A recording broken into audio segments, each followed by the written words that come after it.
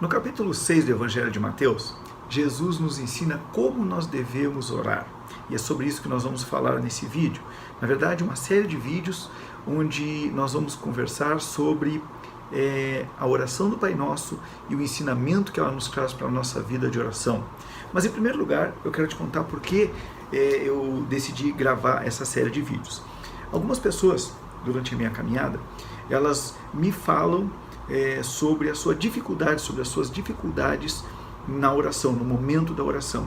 E a oração, sem dúvida, ela é talvez a disciplina espiritual mais profunda quando se trata do nosso relacionamento com Deus. Então, eu sempre procuro orientar as pessoas diante daquilo que Deus tem me dado a graça de entender, de interpretar. Mas, durante o ano de 2020, eu tive uma experiência e achei muito interessante passar essa experiência adiante. E essa experiência, ela foi justamente quando eu estava lendo a Bíblia e eu li a oração do Pai Nosso. Então, fica comigo, até o final do vídeo. Nós vamos dividir essa oração em vários vídeos, vai ser uma série de pequenos vídeos. Já te inscreve no canal se tu não é inscrito e principalmente se tu tem alguma dificuldade, alguma dúvida em relação à oração, assiste essa série toda, eu tenho certeza que Deus vai te abençoar através dela. E não fica com ela só para ti, compartilha. Eu tenho certeza que no teu grupo de amigos, no teu grupo de irmãos, devem ter pessoas que também vão precisar desse ensinamento. E uma última coisa que eu quero te dizer é o seguinte: se nesse momento tu não faz parte de uma igreja, se nesse momento tu não te consideras um cristão, evangélico, protestante, não faz parte de nenhuma religião, eu tenho certeza que essa série ela vai te ajudar muito, porque todos nós, que não somos ateus, que não nos declaramos ateus, cremos em Deus de alguma forma. E a grande verdade é que Deus existe e que Ele deseja, Ele tem vontade de se relacionar conosco. Então, mesmo que nesse momento você não seja parte de uma igreja ou não seja parte de uma religião, é muito provável que essa série de vídeos vai te abençoar também. Mas, Rogério, eu sou ateu e eu gosto de assistir esse tipo de vídeo. Cara, se você é ateu, assista, porque é bem provável que, não digo que você vai deixar de ser ateu, eu não posso garantir isso, mas é bem provável que você vai conseguir ver as coisas de uma forma diferente, beleza? Então vamos lá, assiste o primeiro vídeo e já te programa para assistir o segundo quando ele sair, tá bom? Muito bem, vamos ao nosso primeiro vídeo então. Eu quero começar, eu vou ler aqui na versão nova, a nova versão internacional NVI, eu vou ler somente do verso 9 até o verso 13, tá? Que diz assim: vocês orem assim: Pai nosso que estás nos céus, santificado seja o teu nome, venha o teu reino, seja feita a tua vontade, assim na terra como no céu. Dá-nos o pão nosso de cada dia. Perdoa as nossas dívidas, assim como nós perdoamos aos nossos devedores. E não nos deixes cair em tentação, mas livra-nos do mal, pois teu é o reino, o poder e a glória para sempre. Amém. Em primeiro lugar, qual é o contexto aqui? O contexto é que Jesus estava em um monte, estava em um local, ensinando seus discípulos, seus seguidores, ensinando milhares de pessoas. E dentro desse ensino, quando ele chega no capítulo 6, ele começa a falar daquilo que nós chamamos de disciplinas espirituais. E no capítulo 6, ele fala primeiro das esmolas, Aqui eu tenho como ajuda aos necessitados, Mas ele diz o seguinte: tenha cuidado de não praticar suas obras de justiça diante dos outros para serem vistos. Então ele fala aqui no verso 2 das esmolas, e ele diz aqui, no verso 3, quando você der esmola, que a sua mão esquerda não saiba o que está fazendo a mão direita. Então, ele está falando de que o nosso relacionamento com Deus, ou seja, aquilo que nós fazemos por Deus e para Deus, ele não deve ser feito de maneira que a gente toque trombeta, que a gente saia anunciando. Mais ou menos assim, eu vou lá, faço pego um valor da minha conta, entrego numa instituição de caridade, numa obra de caridade, e saio dali e vou lá na minha página do Facebook, no meu Instagram, e vou escrever lá: hoje eu estou feliz, hoje eu estou bem com Deus porque eu fiz uma doação de R$1.000 para obra tal. Não, o que ele está dizendo é que o que a minha mão direita faz, nem a minha mão esquerda precisa saber. É entre eu e Deus, né? E depois que ele fala de oração, né, no verso 16, ele fala do jejum.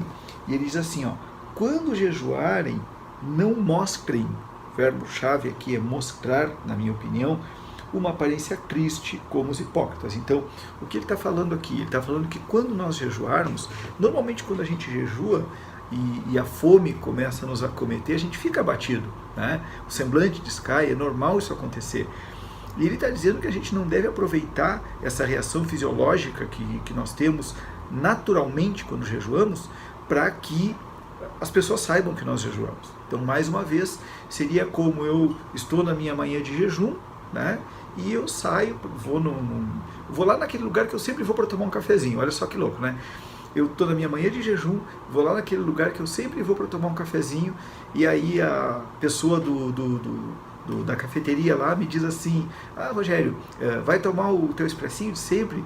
Não, hoje eu estou jejuando, inclusive estou com um semblante descaído, né? Para que ela pense: ó, o Rogério é um cara que jejua muito. Então a primeira coisa aqui, o primeiro contexto que a gente precisa trazer para a oração é que a nossa vida de oração, ela é entre nós e Deus. O ato de orar, eu não estou dizendo que nós não devemos orar na igreja, eu incentivo que oremos na igreja, que oremos em público, que nos momentos em que devemos orar em público, devemos aproveitar esses momentos, normalmente são momentos de comunhão, e devemos exercitar nossa fé orando em público. Sim, devemos. Existe um momento de orar na congregação. Mas o que eu estou dizendo é que Jesus nos afirma que a nossa disciplina espiritual, ela é íntima, ela é entre nós e Deus. Então, esse é o primeiro ponto. Quando nós vamos orar, principalmente quando nós estamos ou no início da nossa caminhada cristã, recém-convertidos, ou Deus está nos chamando a atenção para o Evangelho e nós estamos sentindo vontade de orar, a melhor coisa que a gente tem a fazer é ir para o nosso quarto, em secreto, fechar a porta, dobrar o nosso joelho e ali falar com Deus.